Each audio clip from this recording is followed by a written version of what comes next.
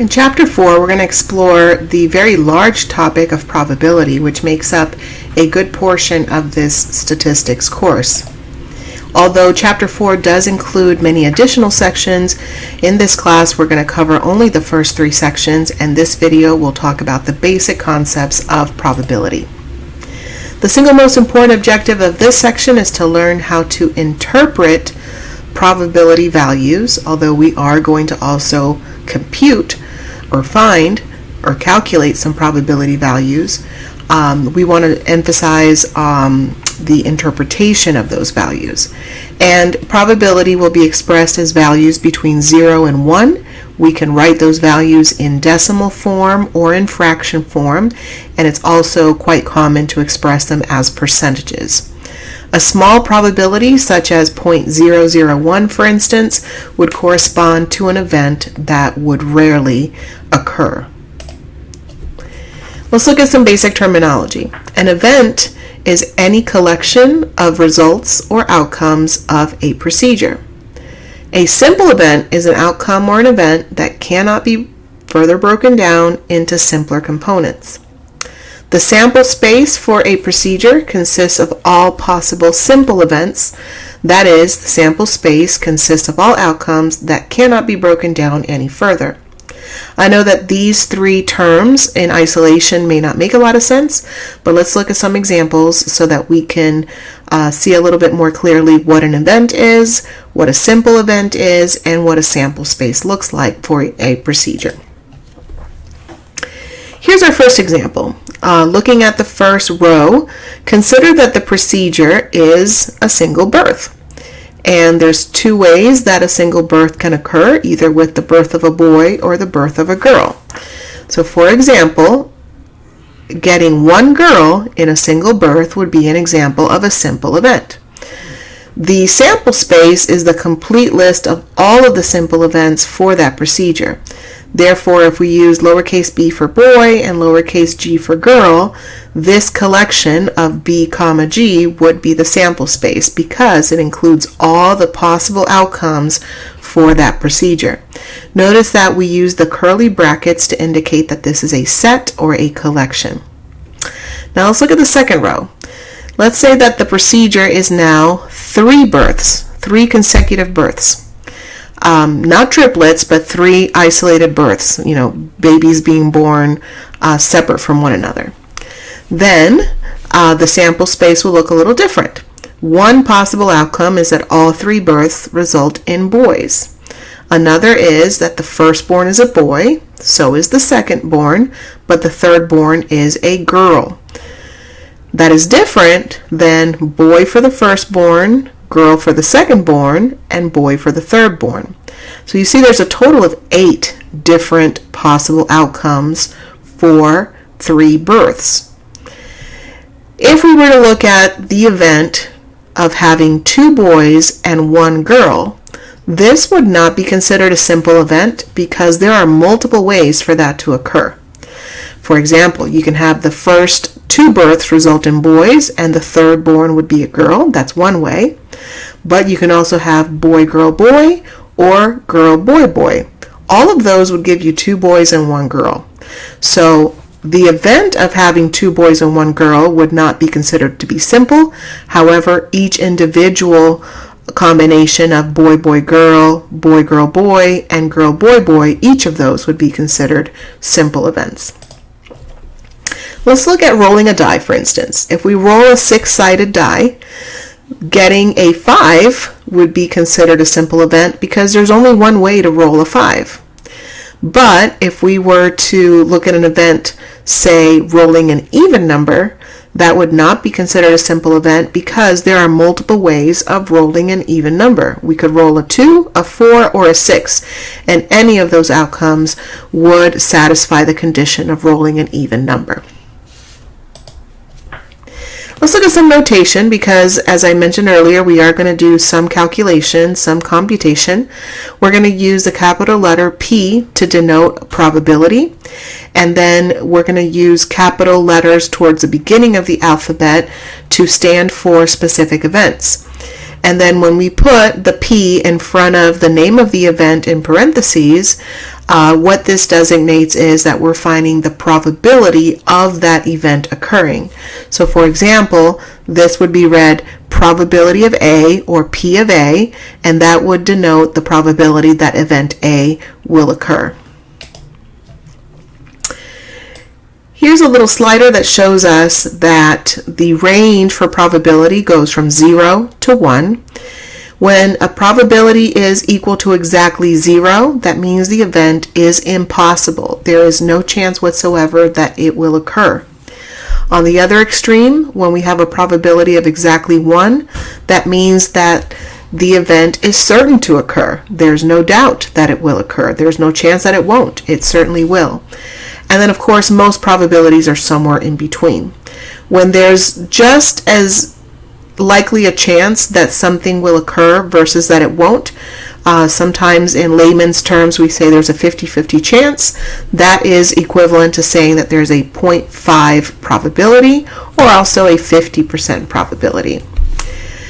Of course, probability values that are closer to 1 would indicate that those events are likely to occur, and probabilities that are closer to 0 would designate events that are less likely to occur or unlikely to occur. We're going to look at 3 approaches for computing probabilities, for calculating probabilities. And keep in mind that regardless of our approach, the probability values are always going to fall between 0 and 1 inclusively, unless we convert those to percentages. And percentages, after all, are just another way of talking about numbers between 0 and 1, because they are divided by the total and multiplied by 100, as we'll see in just a bit. The first approach is called the relative frequency approximation approach. And this is a pretty simple calculation. It is a fraction, the numerator of which gives us the number of times that event A, for instance, has occurred. How many times the event has already occurred. And in the denominator, the total number of times that the procedure was carried out. So for example, if we're looking at 10 rolls of a die, you roll a die 10 times, and we're trying to find the probability of rolling, say, the number 2. Then the numerator would give us a total number of times that the rolls ended up with the number 2, and in the denominator, because we rolled the die 10 times, it would be 10 in this case. The second approach is called the classical approach, and this one does have a very large assumption. The assumption is that all of the possible outcomes are equally likely. And that's a really big assumption. In the case of rolling a die or tossing a coin, it's understood that all of those outcomes are equally likely, but a lot of probability questions make this assumption, and it is not the case. So let's look at how this is calculated. In the numerator, different number of ways that event A could occur, and in the denominator, the total number of different simple events that are possible in basically the sample space. So again, huge caution here. We're making a very big assumption that in this case, all of the outcomes are indeed equally likely.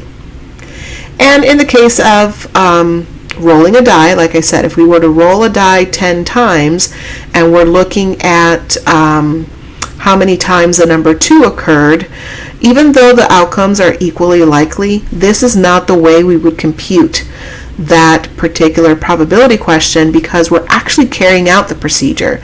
This is more of a theoretical approach. So this one does not require that we actually carry out the procedure. It's actually making a calculation based on a what if. So if we were to roll a die that had 6 sides, the probability of rolling the number 2 would be 1 out of 6, because there's only one way to roll the number 2, and there are 6 possible outcomes in the sample space. So you see here it's a little different than what the first approach may give us. And the last approach is called the subjective probability approach, and this is where we estimate the probability of an event based on some expert knowledge or some information that we're able to get regarding circumstances. This is not an approach that we'll discuss in this course, but it's good to know that there are other ways of talking about probabilities other than calculating them from procedures that have been carried out or from assuming that outcomes are equally likely. Simulations are a big part of probability computations. Sometimes the procedures themselves are difficult to carry out, or we just want to do some calculations without having to actually carry out the procedure.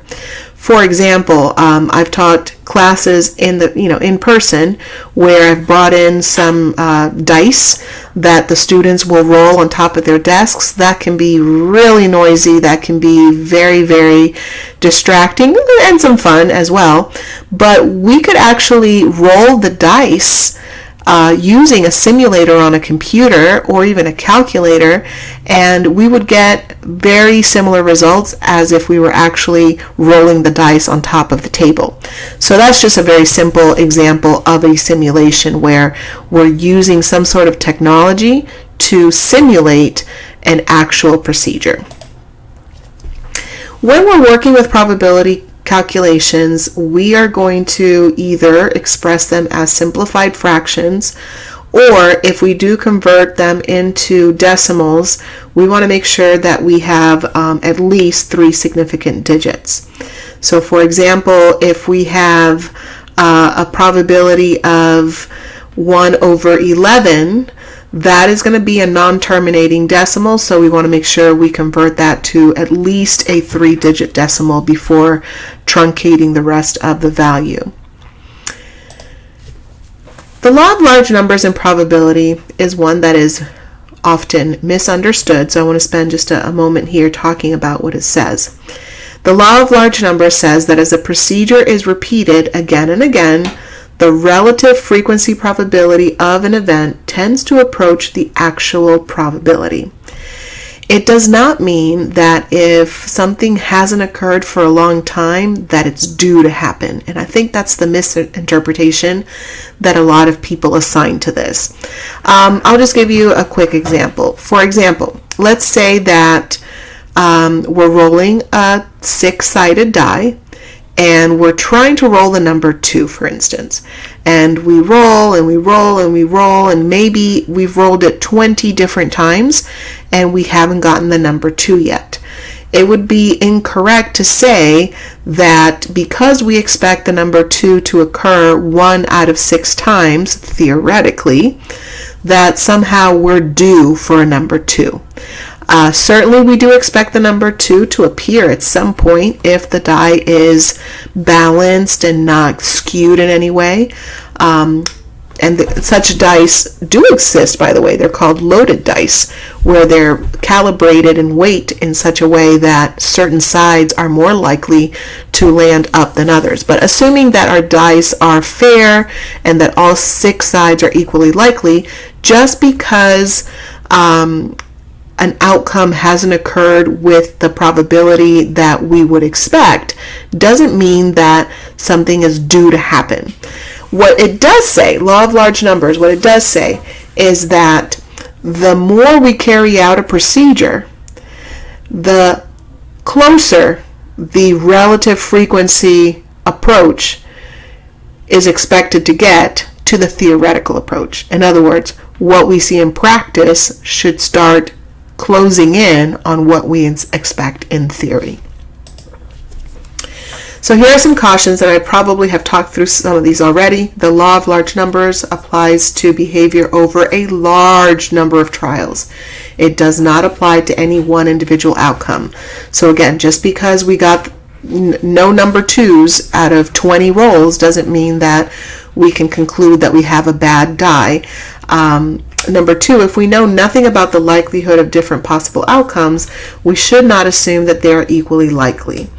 The actual probability depends on factors such as the amount of precipitation preparation, and the difficulty of carrying out the test. Here's an example where we're going to find a probability using the relative frequency approach. We're going to be asked to find the probability that a commercial airliner will crash on any given flight. I know it's a morbid example, but these are the kinds of real-world issues that people calculate probability for. So in a recent year, there were about 39 million commercial airline flights. That's a large number of flights. 16 of them crashed. Using the relative frequency approach, we could say that the probability that a commercial airliner will crash is equal to 16 out of 39 million, which is a very, very, very small number, very close to zero. In fact, we see 1, 2, 3, 4, 5, 7 decimal places before we see the first significant digit. So again, this approach of calculating probability is based on actually carrying out a procedure. In this case, each one of those commercial airline flights is a procedure. It is the actual activity. And the outcome is either crash or not crash. And so out of those 39 million procedures, only 16 ended in a crash, and that is how we calculate probability using the relative frequency approach.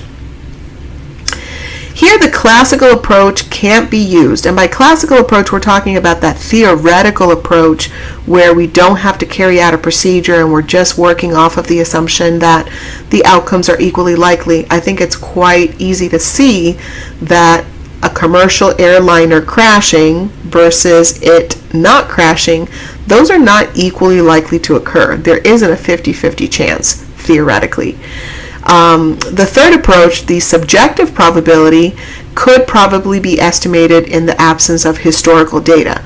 Let's say, for instance, that we hadn't kept track of how many airline flights there were for commercial flights and we didn't have a crash record. We could probably estimate a probability using some data from, let's say, test flights or other information. Here's another example. In a Pew Research Center survey, and that's a big national research center, randomly selected adults were asked if they have seen or have been in the presence of a ghost. 366 of the respondents answered yes, and 1,637 of them answered no. Based on these results, we have to find the probability that a randomly selected adult says that they have been in the presence of a ghost or have seen a ghost. Because we have actual results of a procedure, we should be using the relative frequency approach. So the probability of a randomly selected person saying that yes, they have seen or have been in the presence of a ghost would be equal to 366 divided by the total number of responses, because each response is a procedure. So 366 divided by the total, which is 2003, would give us a probability of 0.183, which is 18.3% if we were to convert that into a percentage. So that's actually a pretty interesting result. About 18% of people, according to this Pew Research Center study, have reported that they either have seen a ghost or have been in the presence of a ghost. All right, let's take a look at what a complement is. In probability, a complement of any particular event, let's say the complement of event A, is going to consist of all the outcomes in which event A does not occur. And the symbol for a complement is A with a little line segment hovering over it. That's read as a complement or not A, not A. So again, what is an A complement? All the outcomes in the sample space that are not in event A. So for example, if we were rolling a die and we wanted to look at event A as being rolling an even number, then event A would include the outcomes 2, 4, and 6. A complement would include all of the outcomes that are not in event A, but that are part of the sample space. So a complement would consist of 1, 3, and 5, because those are the outcomes in the sample space that do not satisfy event A. So that's why I like to refer to a complement as not A. So going back to our example about ghosts, if 366 people responded that yes, they had seen or had been in the presence of a ghost out of a total of 2,003 people, then the probability that a randomly selected person will not use or did not see a ghost would be the remainder of that 2,003 people divided by the 2,003. We'll see in a future section, but I think it's not too early to introduce this now, that the probability of an event added to the probability of its complement will have to equal 1, because an event and its complement together make up the entire sample space. So either an event happens or it doesn't. All right, let's look at another example here. So we have a survey of 2002 randomly selected adults, and 1,782 of them said that they use the internet. This is probably an old study, by the way. We're going to find the probability that a randomly selected adult doesn't use the internet. So if 1,782 do use it, then the remainder do not. So let's do some simple calculations here. The probability of not using the internet would equal all those people who answered that they don't use the internet. So we're going to use some subtraction here. Out of the 2002 people who responded to the survey, 1,782 of them said that they do use the internet. So the other 220 do not. And we divide that by the total number of respondents to the survey, and we find that 0.110 is the probability that someone does not use the internet. And that's, of course, equivalent to 11%. I think this is old data. I think that if we were to update it or give some context as to where these survey subjects were located. Was it regional? Is this the United States? Maybe this isn't outdated. Maybe we just need some context as to who the participants were. Now, probability is going to be a huge part of our course because it is going to help us identify which outcomes are surprising and which outcomes were probably to be expected. So we're going to go back to something we already talked about in the first 2 modules, and we're going to tie it in to what we're going to see here in the rare event rule. And here's what it says. The rare event rule for inferential statistics says that if under a given assumption, the probability of a particular observed event is very small, and the observed event actually occurs, then it is considered to be significant. This is a mouthful, so let me try to break it down for you. If we assume that the probability of something occurring is very, very small, and yet the event occurs with a much higher occurrence than would be expected by chance alone, then it makes us question the assumption that we had the original probability correct. I like to do an example in class using M&Ms, and I'm so sorry if you're an online student and you're like, oh, I wish we could play with M&Ms. What I do is I say that I have a bag full of M&Ms, and there are exactly 3 colors of M&Ms in the bag: orange, blue, and brown. Orange, blue, and brown. And I tell the students that there's an equal number of orange, of blue, and of brown M&Ms in the bag. And then I start going down the row of students, and I have them choose one M&M from the bag. and the first student chooses a brown M&M. The second student pulls out a brown M&M. The third student pulls out a brown M&M, and so on and so on. And at some point, students start questioning whether what I told them about what was in the bag was true or not. If there were an equal number of orange, blue, and brown M&Ms in the bag, having a pattern of having brown M&Ms occur more often than would be expected by chance alone raises the question of, are there indeed an equal number of orange, blue, and brown? So that's an example of what this slide is saying, that if something has a probability that is expected and yet it occurs, so for example, choosing 10 brown M&Ms out of 10 choices, getting 10 out of 10 is a much higher relative frequency probability of getting a brown M&M than what we would expect through the theoretical approach of getting 1 out of 3. In general, we'll say that an event is unlikely if the probability of its occurrence is less than 5% or less than 0.05. And this is something that ties into what we're going to look at in the remainder of our course over and over and over. In fact, if you think back to the table A6 that was used to determine if there was enough evidence of linear correlation present in our paired data, that table had 2 columns, and one of them had an alpha level of 0.05. So we've already used this. We just haven't really talked about it explicitly.